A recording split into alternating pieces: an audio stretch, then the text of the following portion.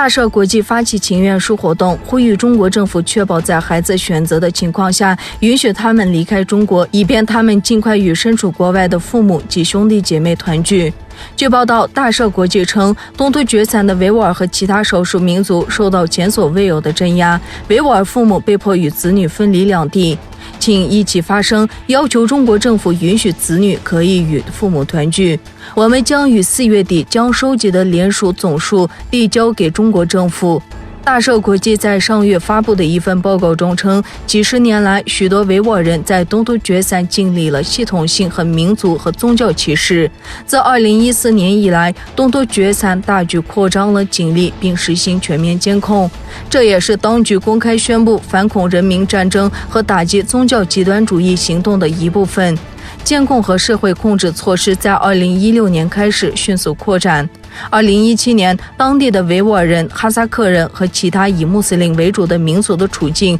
变得越发艰难。自那时起，估计有100万或以上的人被任意拘押在东突厥散的教育转化中心或职业培训中心，遭受各种形式的酷刑和虐待，包括政治教化和强制的文化同化。这种压迫人民的大规模拘押行动和有系统的镇压，让身为父母的维吾尔人无法返回东突厥散照顾自己的孩子，他们的孩子也几乎不可能离开中国到国外与他们团聚。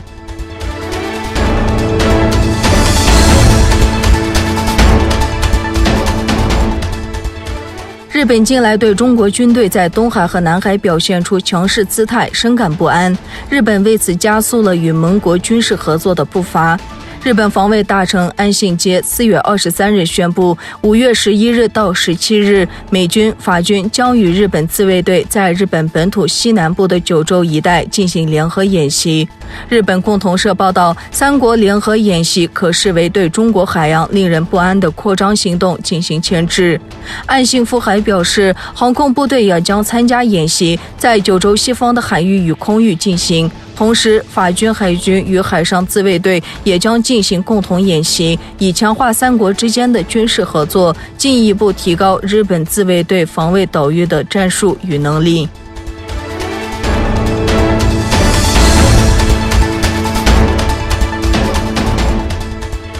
澳大利亚国防部长达顿25日接受澳大利亚广播公司访问时被问及台湾冲突是否有可能扩大时表示，澳大利亚在与中国的冲突中不应忽视台湾问题，但他也强调澳大利亚将与该地区的盟友合作，努力维持和平。达顿表示，我们不应该低估冲突。他补充说，中国已经越来越清楚地表明了其统一台湾的野心。他提到，人们必须务实地看待这些活动，整个地区的基地都在军事化，很显然周遭有大量的活动，而且台湾和中国之间存在敌意。他说，我们希望确保自己继续扮演区域内的好邻居，与科办及盟友合作，况且没人想看到中国与台湾或其他任何地方发生冲突。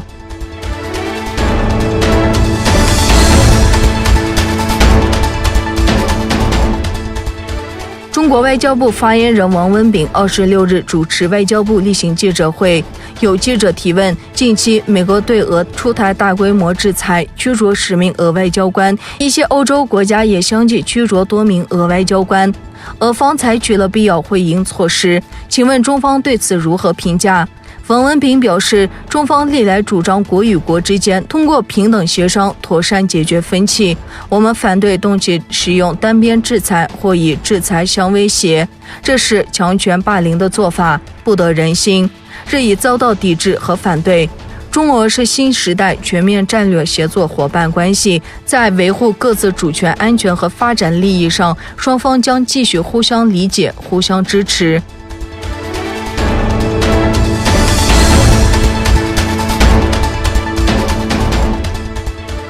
日本首相菅义伟昨天与印度总理莫迪通电话，就中国在日方周边水域进行逼近行为表达严重关切。日本共同社引述外务省的说法报道，菅义伟对北京在东海、南海加剧片面改变现状的企图感到忧心，包括中方近期推出海警法，赐予中国海警以武力对付侵入水域船只的权利。通话期间，菅义伟与莫迪也同合作对抗武汉病毒疾病疫情，并就印度使用日本技术与资金建造500公里长的高铁计划有所进展表示欢迎。菅义伟还提及在网络安全、减碳、武器与供应链多样化等领域的双边合作。外务省表示，两人都强调日本与印度合作，并与其他包括美国、欧洲等国共同实现自由与开放印太地区的重要性。